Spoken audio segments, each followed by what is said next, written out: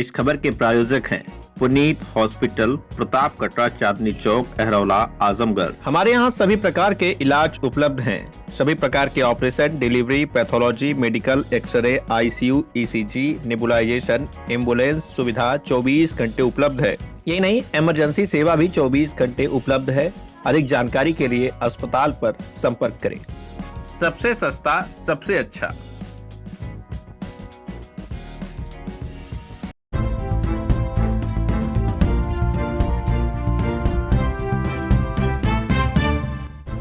नमस्कार, आप देख रहे हैं तेज न्यूज। मैं हूं आपके साथ विनोद राजभर। आइए शुरू करते हैं खबरों का सिलसिला।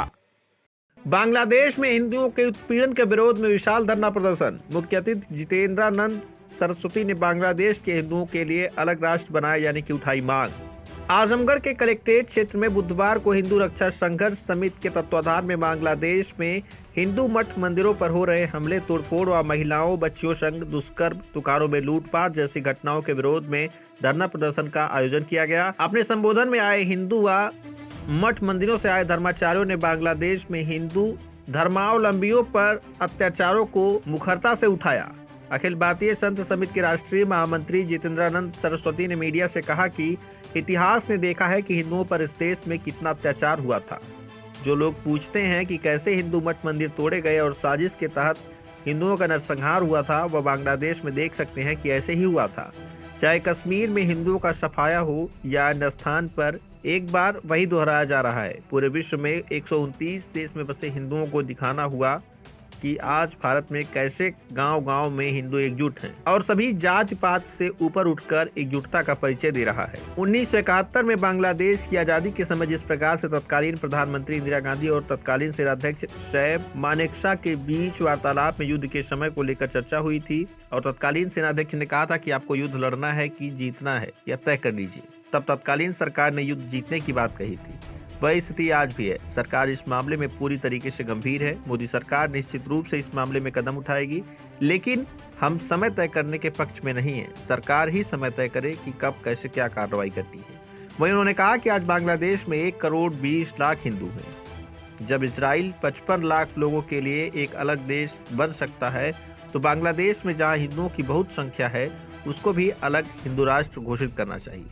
वहीं भारत के मुसलमानों के लिए अलग देश के सवाल को लेकर उन्होंने कहा कि पहले ही जब बंटवारा हो रहा था तब 23% मुसलमान के लिए 30% भूमि दे दी गई थी। उनको अलग राष्ट्र में रहने की इच्छा है, वह पाकिस्तान चले जाएं। धरना प्रदर्शन के बाद राष्ट्रपति को नामित एक ज्ञापन जिला प्रशासन को भी सौंपा गया। इस अवसर पर भारतीय जनता पार्टी के गोरखपुर क्षेत्र के क्षेत्रीय अध्यक्ष सदानंद राय, भाजपा जिलाध्यक्ष आजमगढ़ कृष्णपाल, जिलाध्यक्ष लालगंज सूरज प्रकाश श्रीवास्तव, श्री बड़ा गणेश मंदिर के महंत राजेश मिश्रा, महंत श्याम नारायण दास सहित भारी संख्या में भाजपा नेता और हिंदू संगठनों से लोग मौजूद रहे। जिस प्रकार एक अंतर्राष्ट्रीय षड्यंत्र के तहत हिंदू जेनोसाइड, लोग पूछते थे मंदिर कैसे टूटे, और हिंदू मंदिरों के लिए आज जो दावा कर रहा है, ये कब तोड़े गए थे, कैसे तोड़े गए थे, तो जिन पीढ़ियों ने नहीं देखा, जिन्हें उत्तर नहीं प्राप्त, वो आज बांग्लादेश में जो कुछ हो रहा है और 90 के दशक में जो कुछ भारत के जम्मू कश्मीर के अंदर हुआ, इन दोनों से इस प्रश्नों का उत्तर मिल जाएगा। आगे की पीढ़ी हिंदू समाज की यह दंश न झेले, इसलिए इन विषयों का निपटारा अभी चाहिए।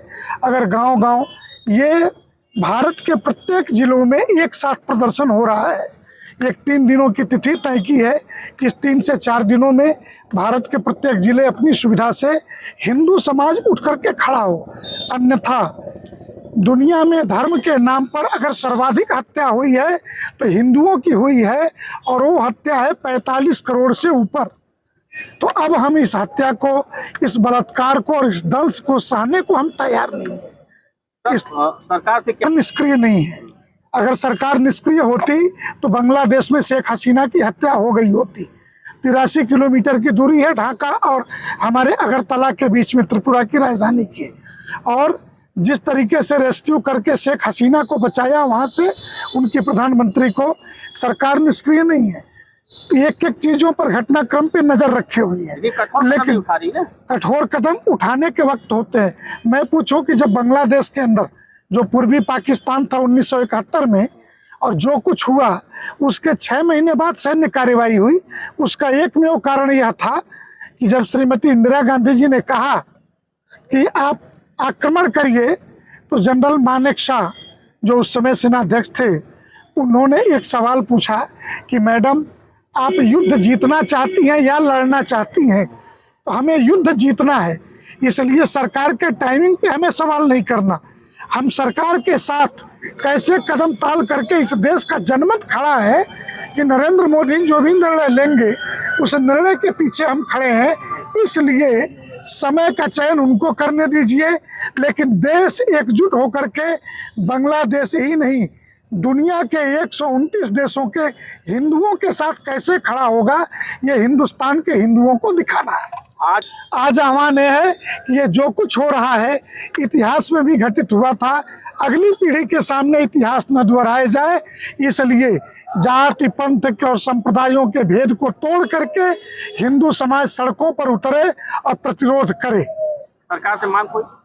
सरकार से सीधी सी मांग है कि सरकार जो है बांग्लादेश में हस्तक्षेप करे, लेकिन हस्तक्षेप की टाइमिंग हम तय करने के पक्ष में नहीं है। सैन्य कार्रवाई भी करे। सैन्य कार्रवाई तो हस्तक्षेप का अर्थ क्या होता है? हस्तक्षेप करते किसे हैं? सैन्य कार्रवाई शांति सेना की तरह से सेना उतरे वहां, बिना सेना के उतारे कोई विकल्प नहीं है। और 1,20,00,000 हिंदू है, 8% हिंदू आबादी है बांग्लादेश में। अगर 55 लाख की आबादी इजराइल के यहूदियों के लिए एक देश बनाया जा सकता है, तो 1,20,00,000 हिंदुओं के लिए बांग्लादेश का जो चटगांव वाला हिस्सा है, जिसमें हमारे 2 शक्तिपीठ हैं, ढाकेश्वरी देवी समेत, वो पूरा हिस्सा काट करके एक स्वतंत्र हिंदू राष्ट्र क्यों नहीं बन सकता है, यह तय करना है और सरकार उसमें वहाँ के हिंदुओं की मदद करे।